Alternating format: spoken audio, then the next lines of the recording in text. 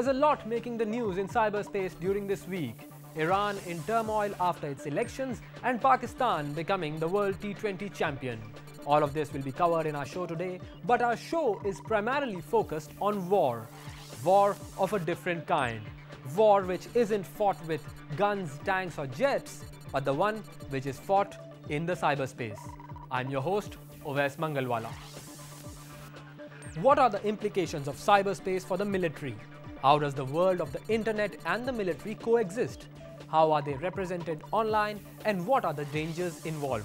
The Pentagon recently plans to create a new military command for cyberspace, stepping up preparations by their armed forces to conduct both offensive and defensive computer warfare. So what is Pakistan doing in this regard? In this show, we talk to people who are experts in cyber warfare, and we discuss with them what the 21st century holds for the Pakistan military and others around the world. So don't switch the channel, let's get ready to become wired and active.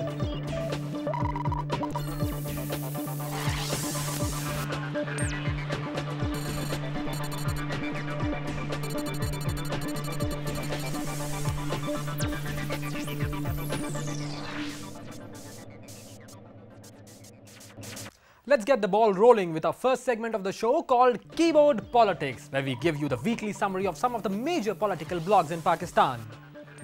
Hina Safdar wrote under the blog post Child Trafficking Scandal Exposed, in which she spoke about the tragic phenomenon of smuggling for profit. Recently, a child escaped the clutches of his kidnappers in Punjab, and as a result, police conducted raids and search operations at different locations. Police sources said these children apparently being smuggled to Karachi to make them beggars or use them for prostitution. The author goes on to say that a lot more needs to be done to protect the young and innocent of this country. Arif Rafiq had quite a sarcastic but interesting post on the Pakistan Policy blog titled The Ministress for Presentations, where he derides Hina Rabbani Khar over her past policies and her current budget speech. He goes on to say that when she blamed the state of the economy on the previous government, she forgot to mention that she was a part of that very setup.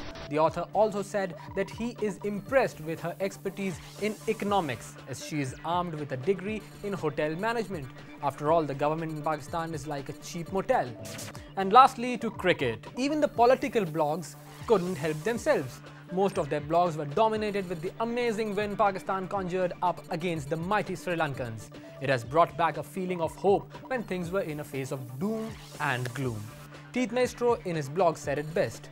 This victory, in my opinion, was not only a sporting victory, but a godsend for a nation which has been bogged down for months of uncertainty and chaos. And, if anything, the 11 players won it to revive the ailing heartbeat of an entire Pakistani nation, for which we shall be forever grateful. So Pakistan has won the T20 Cup, but this is all local news. What has the international community been up to, and what is making a buzz in our Global Wires segment? With the Iranian authorities cracking down on the international press, the West is reliant on the internet to find out what is happening on the ground. A senior spokesman for Iran's military issued an open threat against bloggers and website operators in the country, saying that content which could create tension must be removed immediately. Otherwise, there would be legal consequences. This has not stopped people from twittering updates and posting their videos on YouTube for all to see. The internet revolution has finally started in Iran. In China, there has been uproar over plans for all new computers to carry an internet filtering software, which makes it hard to browse certain websites on the internet. A Chinese human rights lawyer, Li Fangping, has demanded a public hearing to reconsider the decision and have expanded a battle over the Green Dam filtering software. This is despite a state media effort to promote the software as a welcome way to prevent children being exposed to pornography. And lastly, news from the United States. Intelligence officials are stating that terrorist groups have stepped up their efforts to recruit members with sophisticated knowledge of computer engineering and hacking. In the past, their activities have been limited to defacing websites, but now they aim more aggressive attacks against vital US security systems. We have with us on the line Mr. Vishal Thapar, a senior correspondent from CNN-IBN, who will take an Indian perspective in terms of cyber warfare and the military. Thank you, Mr. Thapar, for joining us. So, how often does the Indian government has to deal with cyber security issues? Well, the last big cyber attack on India was noticed in February this year This was when Chinese agencies hacked into the internal network of India's Ministry of External Affairs.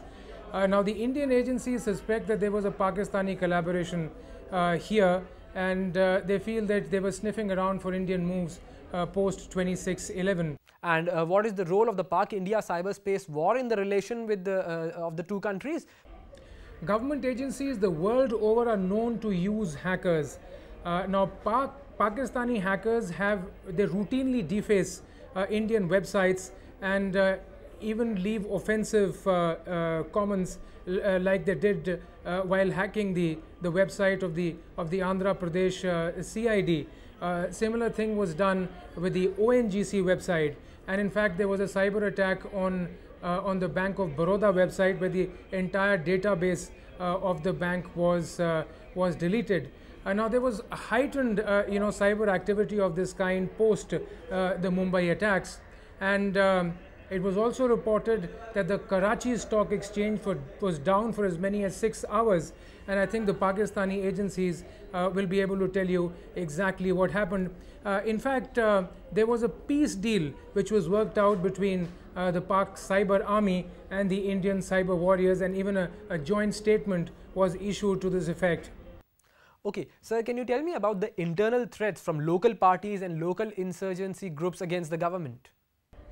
Groups like the Lashkar-e-Taiba, the Jamaat-ud-Dawa, Jaish-e-Mohammed, Hizbul Mujahideen, of course they're all Pakistan-based. They are known to be cyber savvy, but they seem to have limited capability for cyber warfare, and it's not known, at least, that they have launched any crippling attack on any Indian facility so far. So, are there any specific laws which are enforced in India for such issues? Have people been convicted? Cyber laws are in their infancy in India, and at least I am not aware of any conviction for hardcore hacking. Convictions have been there for economic crimes, for data thefts, for banking frauds, but I am not aware of any conviction for hardcore hacking just yet. Thanks a lot, Mr. Thapar. Thank you. We need to take a very short break over here, but when we come back, we'll have a security expert in our studio. Not the security experts you see outside banks, but a cyber security expert, and he's going to tell us about the art and science of cyber warfare.